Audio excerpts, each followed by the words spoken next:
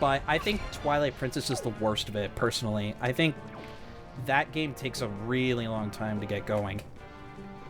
So anyway, when it comes to that little worm thing, you want to hit its eye twice with your sword instead of doing the finishing move like I did on it before, because then it'll curl itself up into a little ball. So anyways, that giant chest is what gives us the big key, so this is what we're going to use to get to the dungeon's boss. So now we're done in this room, so we can actually kind of start making our way back up to where we were originally. If we really want to, yeah, see, here's the fire keys now. Boom. Just hits them in one hit, and then don't have anything else that we need to do there. And, of course, it spawns the goodies, the little goodie cylinder, right over the lava where I can't get it. Of course. Well, whatever. So, go ahead and take care of that one. Whoops. I accidentally took out my sail. I'm sorry about that. Hold on, 1 second. No, I pressed the wrong button. I didn't know that you could actually take it out and, like, show it to people. That's actually really funny. Oh, did not mean to do that. Now, I want to actually head on up this way. Cool. All right, we're at the correct angle. I always just want to try and make sure that I'm, like, in the right direction, so that way we can... Oh, wow, that was really, really tight. Don't take that out of context, you sickos. Go ahead and get rid of these fire keys while they're at it. I don't want them disturbing me while I'm in the middle of exploring the dungeon. And anytime you want to center the camera behind you, you just press the L button. So that'll get the camera nice and centered right behind Link. We're gonna experience a little bit of slowdown, so while the lava over here raises the platform back up, but then we're basically just kind of gonna start going in reverse. Now there's a reason why... Whoop. Alright, let's go ahead and get this giant jar of water. Since we already went ahead and took care of the... Hold on. There we go. Okay. Since we already took care of the bokoblins, if they've respawned, which I'm pretty sure they did, yeah, they did, they're right up there, we can actually use the grappling hook on them and we can get a couple more joy pendants. Which, by the way, how many do we have? Okay, we're almost up to 20, so that's enough to at least get you the first prize that you want. Don't make a fool out of me. Yeah, see, there you go.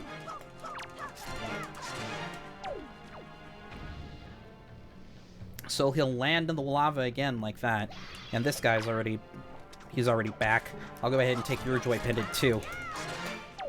Oh, he went over the edge that time too. Nice. God, I am merciless. When it comes to these monsters, I mean, like, no discrimination. It's like that one song in Hamilton. Death doesn't discriminate between the sinners and the saints. It takes and it takes and it takes. Man, what? I wish I remembered the lyrics to Wait For It, because I'm willing to wait for it. Wait for it, wait for it, wait for it. I am the one thing in life I can't control. Anyway. Because I found a reason. Like, I know the melodies to a lot of the Hamilton songs, but, like, I don't practice the lyrics, like, nearly enough to, like, be able to recognize all of them on key, or, like, to recognize all of them, like, off the top of my head. Only, like, a few select ones.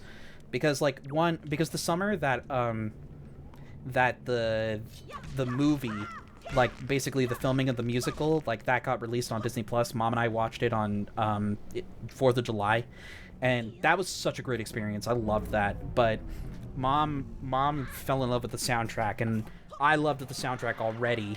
So I was really happy when she watched it with me, and every now and again, like, we would just sing. We would sing some of the songs, like The Story of Tonight, and we would sing that in unison, and it was really funny. And when our children tell our story, we'll tell the story of tonight. Raise a glass to freedom, something they can never take away. Anyway, so, obviously, as you saw, I went into that, that jar that teleported us to the first room. Well, the biggest reason why is because I actually wanted to come on over this way, and the reason for that is because the other treasure chest that I was trying to get earlier, this has the other treasure chart, So we're gonna need this. We're gonna need, I think this fella right over here. I need you to drop your weapon, so that way I can set the stick on fire, and then we can actually get the treasure chest on the other side of the gorge. But you wouldn't have been able to get that until you got the grappling hook, so that's why you needed to kind of backtrack and, actually get the stick this way. Yeah, get the stick, boy, get the stick! Anyways, turn the corner right over here, and throw. Now we can go ahead and swing across. Alright, perfect.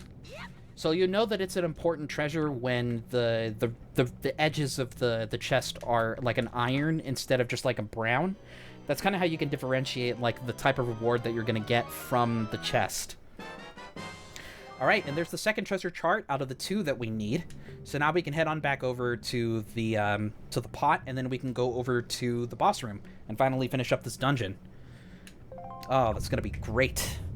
It's gonna be great. No, I don't want the camera. I want the...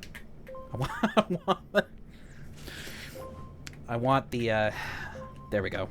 Want to get the joystick down just a little bit so that we can go ahead and swing across this way. Alright, heading out of this room right over here. Now we can just go back the way we came. And that's really all there is to it, honestly. Like, very, very simple dungeon. But, I mean, it's supposed to be the first dungeon of the game, so it's meant to be easy. The last 2 of the game, I honestly think are, like, probably the hardest, I think, of the game, because they're just so different compared to everything else that you do in the game because of, like, one particular mechanic. But at the same time, though, I hadn't done them in a very, very long time.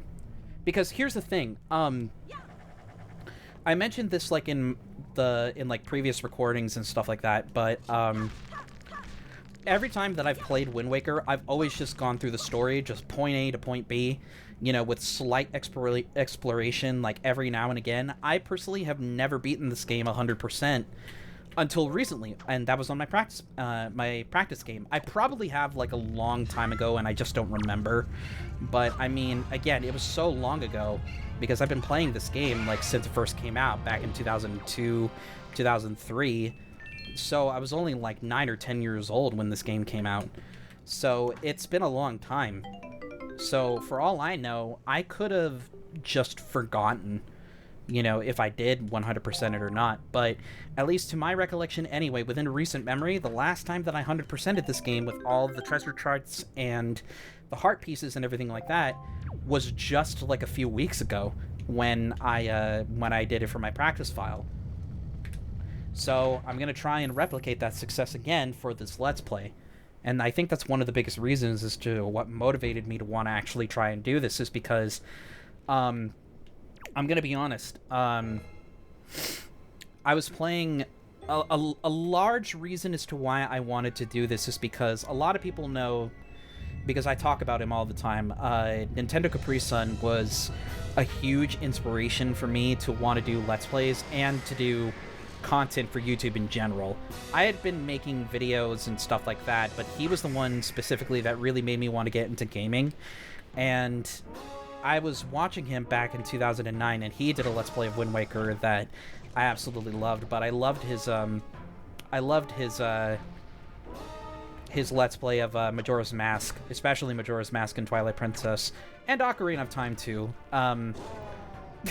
Blue. So this here is I think it's Goma. Is that who it is? I'm pretty sure it's Goma or something, some equivalent to that, basically. So, in order to go ahead and get his armor off, what you want to do is you want to wait until he sticks his pincer into the ground, so that way you can go ahead and use the grappling hook onto Valu's tail.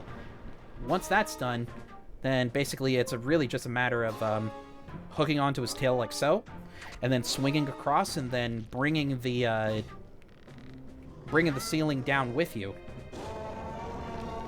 Of course, naturally, I'm sorry that we have to put Valu through more pain in order to, you know, to get rid of this guy, but I mean, it's for the greater good, you know? The greater good. So anyways, rewatching Nintendo Capri Sun's Zelda Let's Plays again really made me get in the mood to like want to play Zelda games again, because I hadn't played Zelda in like a really long time. Oh shoot, he's gonna try and use an attack. Well, thankfully for him, we can just swing right across. And then that's really all there is to it in terms of this first phase of the fight. Because we've cracked the shell enough to where we can get his armor off of him. Oh, look at that. Man.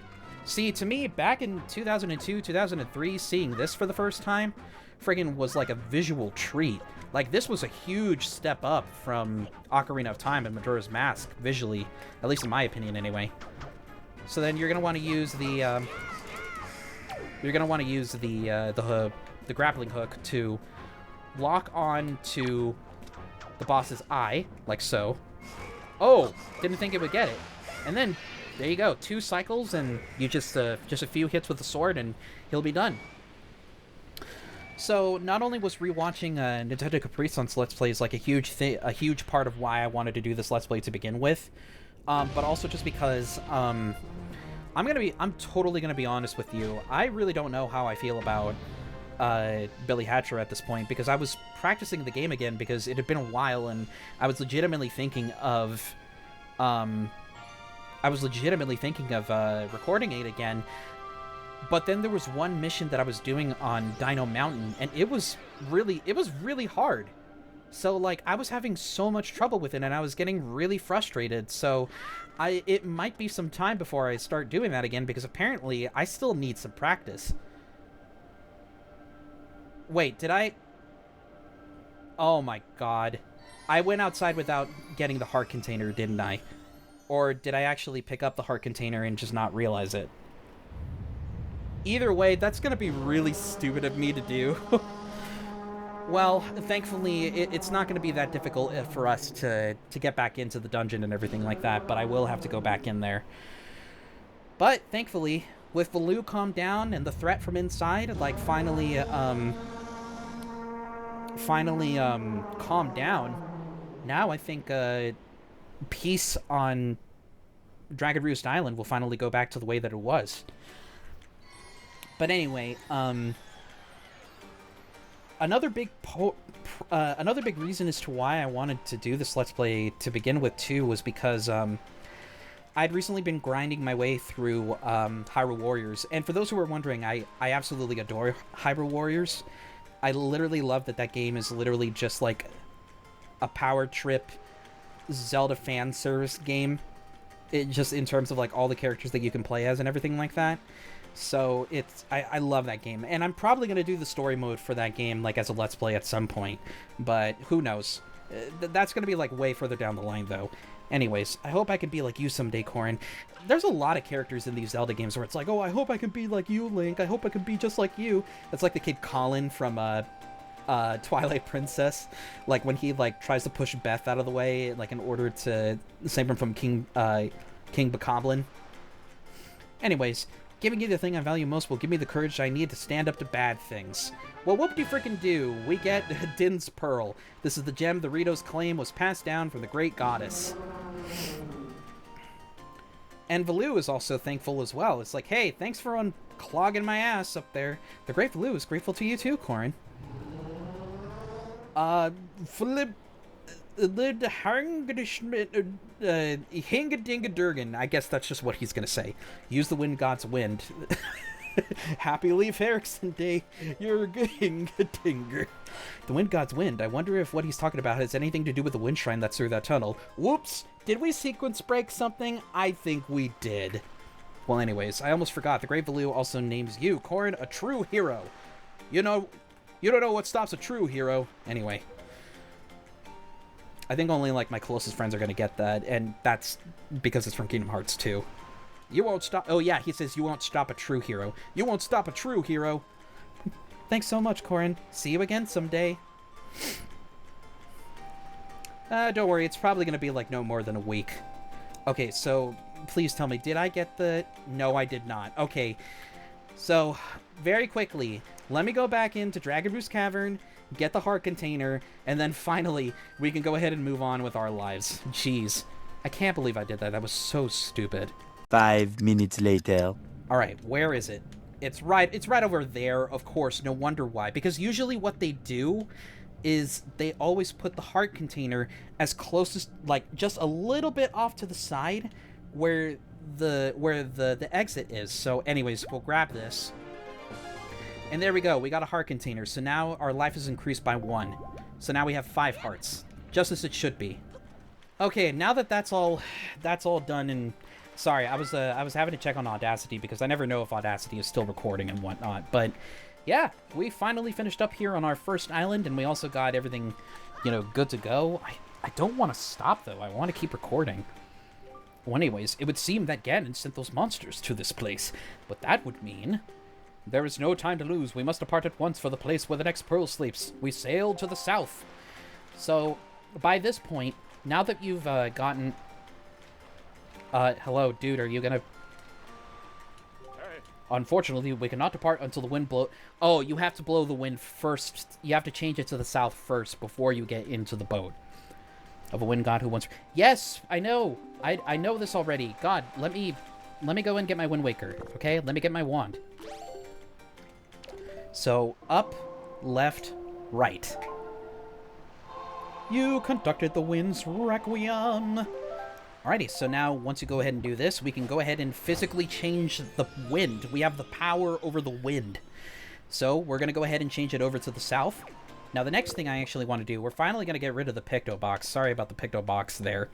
So let's go ahead and get out our bait, so to speak. And then we can head on inside to the King of Red Lions. Now, you're going to notice, like, that arrow literally right behind him. That's basically what's going to indicate which direction that the wind is blowing. You can go against it, like, if you're going, like, northeast or, like, southeast or northwest or southwest, for example. But if you go too much against the arrow, then obviously the boat's not really going to go forward that much. Hoy, hold it right there, small fry. I think I need to give him a Cockney accent or something like that. I don't know where you got your mitts on that sea chart you got there, but it looks to me like it's pretty much got nothing but seas drawn on it. It's pathetic. In fact, it's almost an insult to call that thing a sea chart, if you ask me. What's the matter, small fry? I'm just trying to be nice here. I'm telling you that you've got a problem, and you do. Don't give me that stupefied look. It makes you look like you ought to be in diapers. Just listen, okay? I'm here to teach you what I know about this island, so open up your sea chart and make it snappy. So this here is one of the most important parts of filling in your sea chart. Every time you talk to this fish man, whenever you're on a particular square, there's one for every single square on your sea chart. If you talk to him, he'll not only fill in the sea chart for you, but he'll also give you a tip. There's a real peculiar cave toward the backside of this here Dragon Roost Island. Yeah, real peculiar, but I doubt you'll ever get to see it, small fry. Unless you manage to sprout wings and fly, that is. Because you won't be getting there otherwise. That's all I can teach you, small fry. But I will do this for you, since I'm feeling so generous. I'll send word to all my brethren living near the islands of the Great Sea. Good bunch of fish. If you see a fish leaping out of the water when you sail near an island, sail up to it and spread bait out on the water's surface. Trust me, this is good advice, Fry. Cure. Anyway, see the baiting process, blah blah. Okay, so that's basically what it is that he's telling you. Oi, you there, you kingly red lion guy. That's it, I've repaid my debt, I'm done, you take care of the rest. Alright, and that's basically the advice that... So every single fishman on every single square of the chart, this is basically where our destination is. So that destination being the Forest Haven. Now we are going to be making We are going to be making a few stops every now and again, just to, you know, kind of figure out what it is that we need to do. So first things first, we need to go to the Forest Haven. So blah blah blah. Yeah, we can. Oh, yeah. Okay, so we can actually head on back over to... Okay, you can do that one, blah, blah, blah, that one, blah, blah, blah. Alright, so we're actually not... Okay, Forgive me, I'm actually looking at my... I'm actually looking at my guide right now just to kind of figure out what it is that we're going to be doing before we go to the Forest Haven. But a lot of it is stuff that is going to be happening on Windfall Island, but I'm going to be saving that for later. And a large part of that is because I'm going to wait until we get the wallet upgrade. So while we're on our way to the Forest Haven, which is our next destination in terms of plot, all the way down here, I'm going to be filling out every single square along the way. So our first stop is going to be this island off to this like volcano-looking island, kind of similar to Dragon Roost, but nowhere near as big. So whenever you see the fish man, you're going to go ahead and stop on over there, go ahead and target him, use your bait, and then he'll come swimming on over this way. Swim to wherever it is that you use the food. Get the fucking food. Alright. Hoi, small fry? Yeah, I've heard. I take it you want a chart and information about this island? Then stop by opening up your sea chart. Alright, so then he'll give us a look at what it is that we're supposed to be taking a look at. Alright, Fire Mountain. So we are going to have to be coming back to this island later. We don't have anything here that we can actually do about it yet. You see that there volcano that's spewing out lava like there's no tomorrow? Yeah, well, they say there's a great treasure hidden inside that thing. The thing is, everyone who's ever tried to get inside has just been blasted away by the great balls of fire that come shooting out the top. If you want to get inside, you have to go find the island that's 1 square north and 4 squares west of here. That's where the power to freeze anything is hidden. Well, so they say. Maybe it's not true, but it wouldn't hurt to look, Fry. And that's all the info I've got to offer. If you want to hear it again, you have to throw some more bait on the water for me. Sorry, but that's my policy, Fry. I can't go fighting evil on an empty stomach, you know. And with that, I'm off. So they're all basically going to say the exact same thing every single time that you go to each one of these squares. I also love this angle too, like when with Link like at the hull, like from behind, as he's steering the King of Red Lions. But anyways, let's pull on back really quick. And now it's actually filled up the square with the actual name of the island. And we're just going to keep repeating that until we get up to... There's one island a little bit further down called Bomb Island. So that's actually going to have an empty bottle. So let's see here. 1 square north of our destination. So it's going to be... Let's see here. So yeah, it's just 2 squares down. So we're almost there anyway, but... Naturally, as we're sailing on through the sea, it is going to take a little bit of time. One of the biggest advantages to playing the HD version for the Wii U is at Windfall Island, you can participate in an auction that will allow you to get an even faster sail that basically cuts travel time pretty much in half. And it allows you to basically overgo... Like, it allows you to basically go against the wind, too. So, essentially, it basically negates the purpose of the wind's requiem. Like, for the most part.